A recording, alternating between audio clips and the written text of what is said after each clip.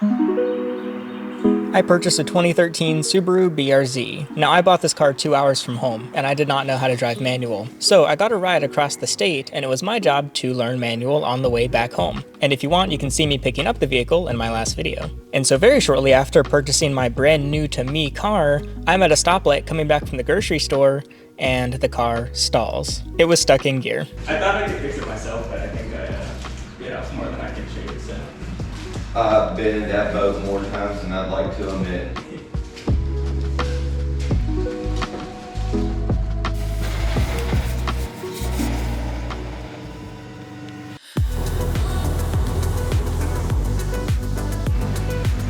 I got it towed to a local shop and they quoted me nearly $3,000. They said I need a new alternator, idler pulley, serpentine belt, flywheel, slave cylinder, air intake hose, and of course, a new clutch, which was the most expensive part. Now they said that my air intake basically had a large hole in it, which was probably the reason the exhaust sounded so, like, racy. It definitely, you could tell. So I did have them replace the air intake, which I probably could have done myself, but I paid them $180 to do it. At least they got something out of me, I guess, and I declined everything else. The shop said that while the car shouldn't be driven in the state that the clutch is in, I could at least get it home. My clutch is stuck to the ground, so yeah. No feet on the pedals, by the way. Pressing clutch. Okay, so when I jam it into gear, it actually moves forward a little bit.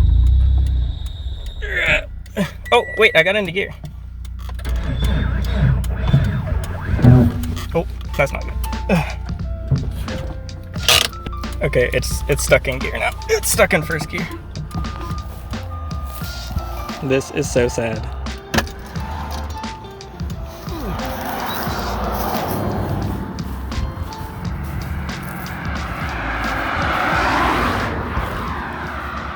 Goodbye. Wait, it's like going herping. Herping video, oh yeah. I made it a solid mile from the shop before the car became completely incapacitated. The gear shifter was not moving and the clutch pedal was to the floor. It was just stuck on the floor and it would not move. And so I walked home feeling completely defeated. Are you looking to open a new roadside assistance request? I called another tow truck to drive it back to the shop, and then I called the shop to tell them that it was on the way again. But they said that if I was going to put the car in their lot, I had to immediately pay for a new clutch, or they would have the car towed somewhere else, because they don't want some car just sitting in their lot. And so I agreed to pay for a new clutch. But later that night, I was lying in bed, and I realized I had only agreed to pay for the clutch because I was under pressure in the moment.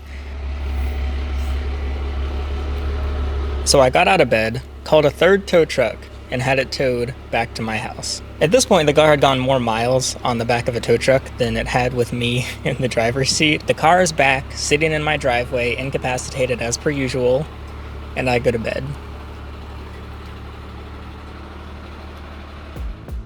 And then I wake up to 5 calls from the auto shop. I answer, because it finally wakes me up and the owner is in a panic. He was like, Alex, I am so sorry. So most of the cars on my lot, they're not in great shape. They're just kind of like junk cars or whatever. But your BRZ was the most unique car we had in a while. And so I think that they had targeted your vehicle. I was like, what? I just woke up. I was like, is this the mechanic? What is he talking about? It turns out the poor owner had checked his security cameras and saw an unmarked pickup truck haul my car away because there was no fence or gate or anything. And so he had assumed that the vehicle had been stolen in the middle of the night. I felt really bad. I didn't think to even tell him. However, that night, the last tow driver in the unmarked pickup truck had hung around for a bit and actually helped me look into the problems and understand my engine better. Oh wait, the clutch is up. Oh, well, it's still stuck to the ground now, but... Yeah, but it's starting to operate, so you got a leak. Okay. You probably just change this right here, and they make it easy because it's right here on top. That's the slave cylinder. Okay. See, this is what releases your clutch right here. Yeah. It moves, but it's not enough, and it don't have the resistance like what you were saying. So. I see. All right. We could test that theory, but by bleeding the air out of it and seeing if it'll come back to life. Have you ever bled brakes before? I've watched videos of it, so I have an idea of how it's done. Same thing. Okay. So you'll have somebody pump it like 7 times and then hold it to the floor, and then crack this open, let the air come out of it, close it, do it again. Make sure that reservoir stays full.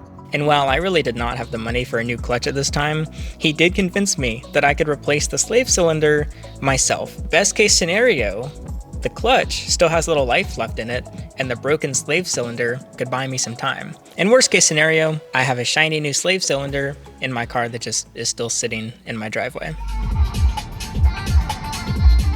Time for slave cylinder. Now, one of my concerns is the color of my clutch fluid. I think I need to change it all. I don't think it's supposed to be brown. I mean, I've never changed it. I didn't know that the clutch even had fluid. Here's the slave cylinder that I'm gonna replace. It looks pretty brokey. You can see it's like bent. I don't know if it's supposed to be bent, but the clutch does not return when you press it to the floor. So, man, that is, oh, it looks kind of good. It looks like a cola. I think I just like suck it out with like a syringe maybe.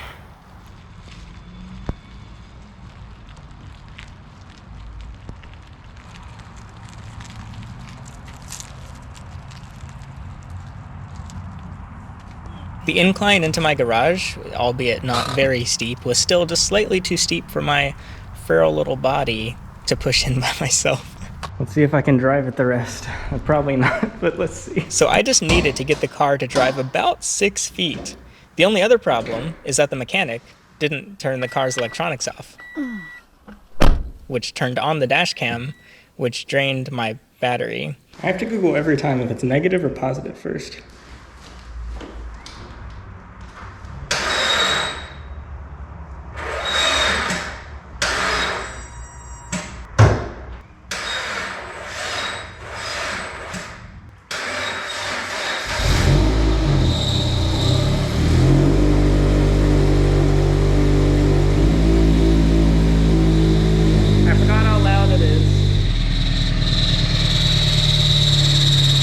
The question is, can I drive it about 10 feet? I don't know if it can make it 10 feet. It's probably the farthest a Subaru has ever driven.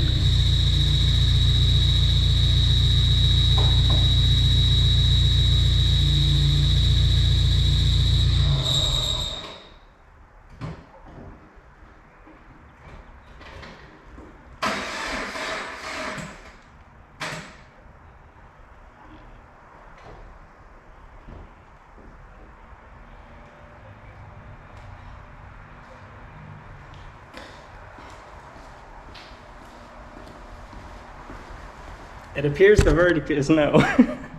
It cannot travel 10 feet.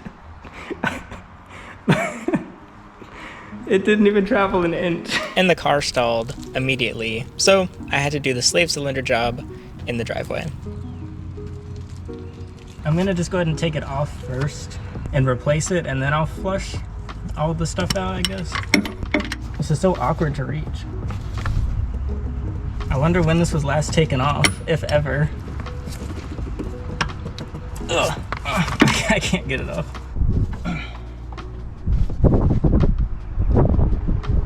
I know I don't look that strong, and that's because I'm not that strong. But come on. Okay, I put on an extension to see if it helps. Oh, nope. Oh, I just pulled something. This is not moving. This is not a very good start. Haven't even gotten past step 1.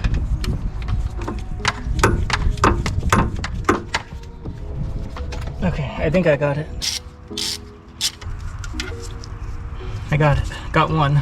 I realized I should have taken the fluid part off first, so I had to put the bolts back on. And now this is probably gonna leak. Oh, not too bad. All right, so I don't lose it, I'm gonna take this off and lose it somewhere else. Okay, and it should just come right off. Hey! Oh, it's leaking all over the car. Whoops, that's probably not good for the paint. It's fine, I'll vinyl wrap it anyway. Let's see if it looks broken. Oh! Oh. Here's the new one. I mean, it's shinier. Honestly, to me, it feels the exact same. So we'll see if this fixes it at all. Yeah, I can't tell the difference. So this is basically the top of the clutch pedal, I guess. I guess that's fine. I don't know. It's just chilling. Is that it? Does it just sit there?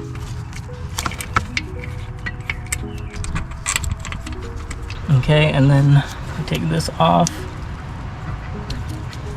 This goes in. Okay, now I'm gonna tighten everything down. Next up, we bleed it with air compressor, and I got this on Amazon. I think I just put this in here, and then this will go on the end of, I don't know, the nipple, I guess. I don't think it's working. It's actually working, I think. Look, there's oil coming through. Oh, I totally thought I was doing it wrong. I just kept doing it. I was like, the reservoir is starting to lower, as if there's stuff coming through. Is it actually working? Wait, I think I'm actually doing it. Even though the slave cylinder looked to be working properly, this did not solve my issue. That was just, it was hopeless. So I rolled it back into its original spot and let it rot in the driveway for a few more months. I was thinking about driving this car literally every day. I had so much fun in the very few miles I had driven in it, and it was just teasing me in my driveway, it's mine. It just doesn't move. I just had to get the car working. So, per the recommendation of some other owners, I ordered an Egg City clutch kit on eBay for about $600, compared to the over $2,000 quote given to me by the shop. I researched for days on how to do clutch replacements, and I literally considered taking out a loan to get a lift installed in my garage, because not only would that let me more easily replace the clutch, but I could do all my future work on cars in my own garage. Eventually, though, I did snap back into reality and instead called a fourth tow truck. Now, my neighbor had gotten an STI, and he caught me taking some peeks at it when I was getting the mail, and I started complaining about my broken BRZ, and he suggested an auto shop that specializes in Japanese cars. Now, getting mechanics to use your own parts, in my experience, seems impossible. After all, the first mechanic tried to get me to replace some random stuff like my totally fine alternator, which still works by the way. So I assumed that I would have to sell the clutch myself to someone else and then just pay a shop to install a clutch of their own, since they don't like working with other people's parts or whatever. Well, that's a good sign. They've got another BRZ here. However, I mentioned to this guy that I already had one, and he was like, oh yeah, no problem. He thought I actually made a good choice in clutch, so I was like, oh, okay, cool. And so for $1,400, he said he would install the parts that I bought, and he even gave me a warranty on it. He also sent me some pictures of my car, which confirmed I would have had a miserable time trying to do this repair myself. It was all brokey. Everything was bent. The flywheel thing, the clutch fork was like bent and snapped or whatever, so I'm glad I paid him. So exactly 1 year after I bought the car, to the day, I Uber to the shop to pick up my BRZ and drive home on a brand new clutch for the first time. It's moving. This is a good sign. The clutch actually feels really different. I guess that's good. I don't have anything to compare it to, but it feels so different from before. It feels very foreign.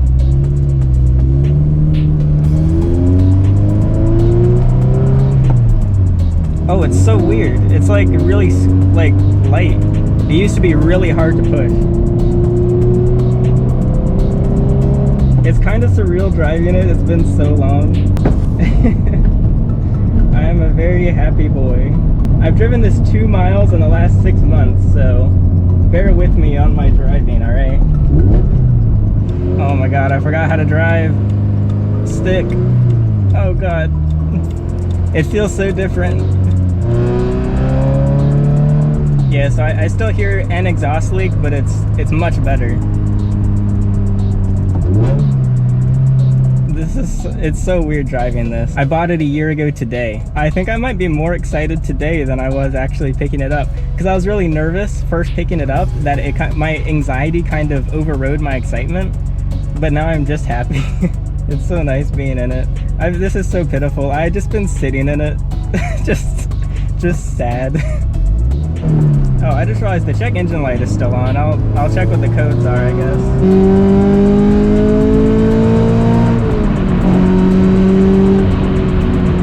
It feels so nice.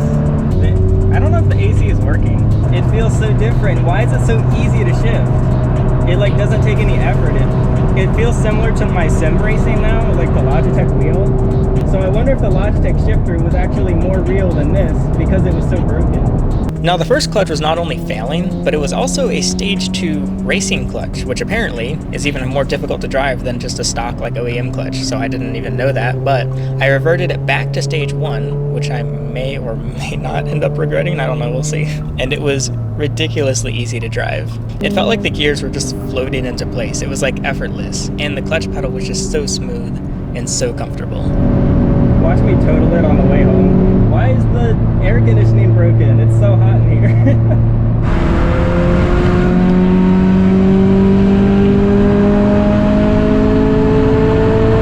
Now this car may finally be moving off the back of a flatbed truck. However, there's still a lot more work to be done. And so stay tuned for the next video where this car can actually be driven into my garage and get more work done here at home. He's coming in. Woo! Hi, bub. Oh, he's sitting down. Okay, well, I was just done with this.